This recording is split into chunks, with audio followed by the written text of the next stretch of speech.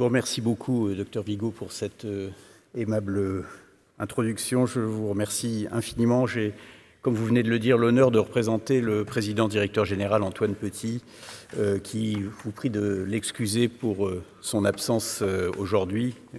Il est malheureusement pris par des obligations qu'il a difficilement pu éviter. Et c'est donc en son nom que je vous remercie, que je remercie la Fondation pour cette invitation et pour exprimer la satisfaction du CNRS d'être partenaire avec le ministère de la Culture, bien sûr, de ce nouveau colloque autour de la chimie organisé par la Fondation de la Maison de la Chimie. Comme vous l'avez dit, c'est le 27e congrès, je crois, donc c'est une longue série et chacun de ces événements a été un événement important pour la communauté des chimistes. Chacun d'entre eux a permis de mieux faire connaître les contributions de la chimie, une discipline qui est toujours un peu prométhéenne, puisqu'elle s'attaque vraiment à la connaissance de la matière dans sa plus intime constitution, et la faire mieux connaître donc auprès du public en général et du jeune public en particulier. Je salue la présence de nombreux lycéens ce matin dans la salle, et probablement en ligne, j'imagine. Alors, le 15 avril 2019 est une date qui a marqué la mémoire des Parisiens, mais bien au-delà des Français du monde entier, je crois, de tous ceux qui, par le monde, ont un minimum d'intérêt pour le patrimoine de l'humanité. C'est le genre de date qui fait que beaucoup se souviennent de l'endroit où ils étaient exactement quand ils ont appris cet événement. Un événement vraiment tragique, puisque la charpente de la cathédrale s'embrasait cet après-midi-là, et elle a fait place à un sinistre qui était tout simplement stupéfiant. Stupéfiant parce qu'il avait montré que une menace instantanée pouvait planer sur ce qui était une des œuvres majeures du passé occidental et du patrimoine de l'humanité, tout simplement. Donc une œuvre de ce type-là pouvait disparaître, ce qui paraissait un peu inconcevable jusque-là. Fort heureusement, la rapidité et la bravoure des services de secours ont permis de limiter le foyer, de limiter les dégâts. Et si nous avons en tête tous les larmes versées par un grand nombre de personnes à la vue de ces images terribles qui avaient été diffusées par la télévision et sur les réseaux sociaux, Notre-Dame a été sauvée et elle a fait l'objet depuis d'un ambitieux programme de restauration annoncé le soir même par le président de la République, Emmanuel Macron, qui a confié cette tâche au général d'armée Jean-Louis Georgelin, que je suis vraiment très content de voir dans la salle aujourd'hui. Vraiment, on le remercie pour sa présence. Il est désormais donc président de l'établissement public chargé de la conservation de la restauration de la cathédrale Notre-Dame de Paris, comme vous l'avez dit, Monsieur Bigot. Il est aussi représentant spécial du président de la République et nous aurons le plaisir de l'écouter dans quelques instants. Alors j'imagine que le général Georgelin va nous dire que la situation de ce bâtiment est très complexe parce que c'est évidemment un marqueur culturel profond, mais c'est aussi la propriété de l'État depuis 1905, qui est gérée au quotidien par l'Église catholique qui en est affectataire.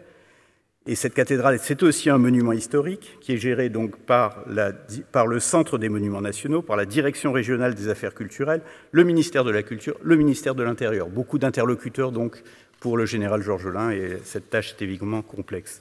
Mais pour en revenir à la science, la restauration de la cathédrale Notre-Dame de Paris est un enjeu au service duquel le ministère de la Culture et le CNRS se sont mobilisés totalement, vous l'avez dit, Monsieur Bigot, et effectivement, il était nécessaire de mettre toutes les compétences et toutes les connaissances à la disposition d'un chantier de ce type. Ce drame, c'est un drame, personne ne peut en douter, a en effet ouvert tout de même une nouvelle page de l'histoire du bâtiment. C'est une page douloureuse, mais elle a offert un moment privilégié d'observation et d'étude de ce monument, en donnant accès à des parties évidemment qui étaient totalement inaccessibles jusque-là et qui ont permis donc de s'intéresser à des éléments qui n'auraient pas été étudiés d'habitude. Donc le CNRS a fédéré avec ses partenaires académiques, bien sûr, et le ministère de la Culture, ses forces sur plusieurs champs disciplinaires, relevant de plus de la moitié de ces instituts, bien sûr l'Institut d'ingénierie, l'Institut de chimie, l'Institut de physique, etc.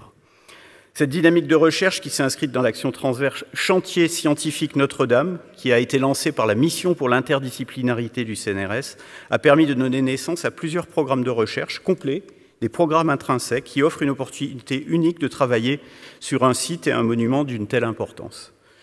Il s'agit par exemple de recherches sur l'acoustique, essayer de reconstituer l'acoustique et l'ambiance sonore donc, qui pouvait régner dans la cathédrale le jour de la cérémonie de consécration du chœur en 1182, alors que la nef était encore en construction, et essayer de voir évoluer cette acoustique jusqu'à la fin du XIXe siècle, lorsque les importantes restaurations de Viollet-le-Duc ont été terminées.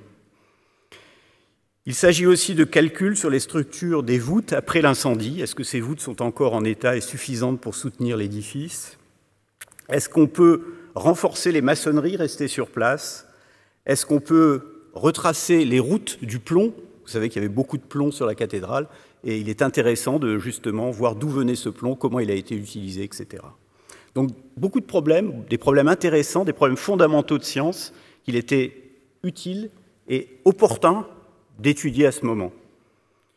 Il ne faut pas oublier bien sûr les sciences humaines et sociales, l'étude de l'émotion patrimoniale, j'ai parlé tout à l'heure de l'intrication matérielle, immatérielle et sacrée de l'édifice. Eh bien cette étude patrimoniale et l'émotion qu'elle a générée est un sujet d'étude extraordinaire pour les sciences sociales et humaines. Alors plus proche de la chimie, puisque c'est de chimie qu'il s'agit ici aujourd'hui, on va avoir bien sûr des recherches sur le bois, sur le métal, sur la pierre, sur le verre, sur les vitraux. Et je crois qu'on a de très nombreux exposés qui nous attendent aujourd'hui, qui se promettent d'être passionnants, puisqu'ils sont justement présentés par les meilleurs spécialistes du domaine, et on a la chance de les réunir aujourd'hui ici. Alors c'est de la chimie des matériaux, bien sûr, mais aussi c'est l'alchimie des équipes, parce qu'il faut rapprocher des équipes qui n'avaient pas l'habitude de travailler ensemble sur un chantier extraordinaire. Elles travaillent ensemble au quotidien, et c'est un projet de recherche et de restauration qui est profondément, intrinsèquement même, je dirais, interdisciplinaire. Vous l'avez dit aussi, Monsieur Bigot, et je crois que c'est vraiment essentiel d'insister sur ce point, parce qu'il conduit à mieux connaître et à mieux documenter un monument exceptionnel. Et ce sera l'objet de cette journée, durant laquelle je crois qu'on va pouvoir montrer avec éclat que la science est au service d'une résurrection, comme vous l'avez joliment intitulé, en tout cas pour le sous-titre de cette journée. Voilà, je n'en dis pas plus, je vous remercie pour cette occasion de donner la parole au CNRS, et je suis très impatient de voir la suite des exposés. Merci beaucoup, Monsieur le Directeur. Je vous remercie, je remercie à nouveau le CNRS.